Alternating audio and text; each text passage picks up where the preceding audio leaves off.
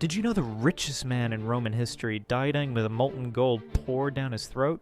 Marcus Crassus had everything. Vast wealth, political power, military command. But he wanted more. In 53 BC, he launched an invasion of Parthia with 7 legions, nearly 40,000 Roman soldiers marching into the desert. His advisors warned him. Parthian horse archers were deadly, the terrain was brutal, but Crassus ignored them all. At the Battle of Carrhae, everything went wrong. The Parthians surrounded his army with mounted archers. Arrow after arrow rained down on the Romans. They couldn't get close enough to fight back. Over 20,000 Romans died. 10,000 were captured. Crassus himself was killed during peace talks. The Parthians mocked his legendary greed by pouring molten gold down his dead throat. Then they cut off his head and sent it to their king, who was watching a play. The actor grabbed Crassus' severed head and used it as a stage prop. This disaster destroyed Rome's ruling alliance and pushed Julius Caesar toward civil war. One man's greed changed history forever.